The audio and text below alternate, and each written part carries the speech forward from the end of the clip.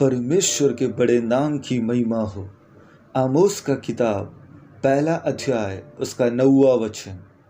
यहोवा यो कहता है, सोर के 3 क्या वरन 4 अपराधों के कारण मैं उसका दंड न छोड़ूंगा, क्योंकि उन्होंने सब लोगों को बंदी बनाकर एदोम के वश में कर दिया और भाई की सी वाचा का स्मरण न किया। इस आशीषित पढ़े हुए वचन के आधार पर भाई की सी वाचा इस विषय पर मनन करने आज हम प्रभु में शरणगात होंगे। दो देशों के बीच में जो लेन देन या फिर तरह तरह का व्यापार की जरूरत के अनुसार वाचाएं भी बांधे जाते हैं। भले परिस्थिति कितना भी बुरा और मुश्किल हो, जो वाचाएं दोनों देशों के बीच में हुआ है उसे पूरा करने दोनों देशों को भी जिम्मेदारी है। उसी तरह भाइयों के बीच में जो वाचा है उसे भाई की सी वाचा कहते हैं।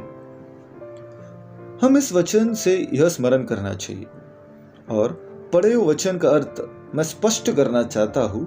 यहोवा परमेश्वर सोर से कहते हैं, सोर के 3 क्या वरन 4 अपराधों के कारण भाई किसी वाचा का स्मरण न करते हुए उन्होंने सब लोगों को बंदी बनाकर एदोम के वश में कर देने के कारण मैं उसका दंड न छोड़ूंगा।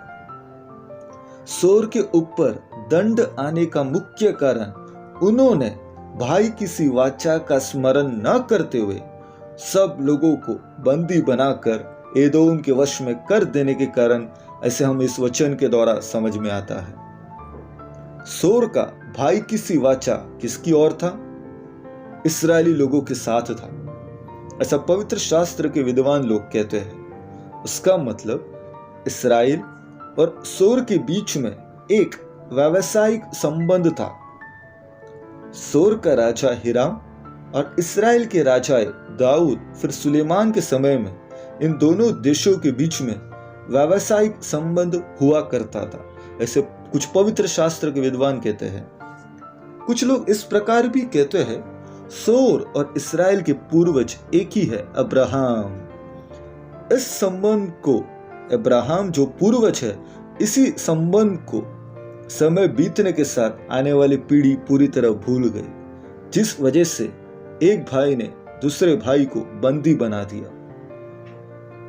हे प्रिय लोगों, इतिहास के बातों को यहाँ कम करते हुए एक आत्मिक संदेश जो मैं आपको देना चाहता हूं वो इस प्रकार है।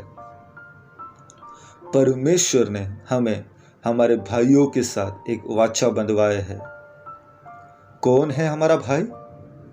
केवल हमारे खून का ही नहीं, बल्कि जो हमारे चारों ओर रहते हैं। जब हम स्कूल में पढ़ते थे तो हम प्रतिज्ञाएं इस प्रकार लेते थे कि हर भारतीय नागरिक मेरा भाई और बहन है। ऐसा है तो आज अंधकार और पाप में पड़े हुए मानव जाति को यीशु मसीह के द्वारा परमेश्वर की ओर लेकर आना हमारा एक वाचा है। किस प्रकार का वाचा? कि हम उन्हें पाप की ओर नहीं छोड़ेंगे। अंधकार से अद्भुत ज्योति की ओर मसीह यीशु उन्हें ले आएंगे। जिस प्रकार हमने अनुभव किया है, उसी के कारण वो अद्भुत ज्योति हमारे भाइयों के जीवन में भी परमेश्वर प्रकाशित करने हमें प्रार्थना करना होगा और उसके अनुसार प्रयत्न भी करना पड़ेगा। पाप, अधर्म, बुराइयां, अपराध सब जब इस संसार में बढ़ रही है, लेकिन ये सब देखकर और इसके कारण हमें हमारे भाइयों को छोड़ने के लिए परवानगी नहीं है। हमें स्मरण करना है भाइयों की सी वाचा क्या है, कि उन्हें उद्धार के अनुभव में ले आने का जिम्मेदारी हमारा है। हमारे भाई चारों ओर रहने वाले अनंत नाश की ओर गिर रहे हैं। परमेश्वर हमसे पूछेंगे, आपका भाई कहाँ है? उसके लहू में मेरा कोई हिस्सा नहीं है, ऐसा कहने से हम बच नहीं पाएंगे। हे प्रिय लोगों, भाइयों की सी वाचा क्या है ये हम देखेंगे।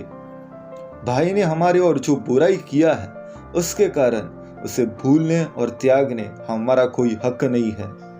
अन्य जाति लोग या फिर दुनिया हमारे खिलाफ कितना भी बुराई करने पर उन्हें प्रेम के साथ अंगीकार करते हुए मसीह यीशु उनके जीवन में उत्पन्न होने हमें सच्चाई से कार्य और मेहनत करना है। भाइयों, किसी वाचा में हमें स्मरण करना होगा, केवल एक ही जीवन है और एक ही मिशन है कि सब लोग प्रभु यीशु मसीह के लहू के द्वारा शुद्ध होना चाहिए। हे पवित्र पिता, जिस प्रकार आप हमारे पिता हो, सारे मानव जाति के लिए आप पिता बनने मसीह यीशु के द्वारा आकर्षित हो। यीशु मसीह के नाम से ही आमीन।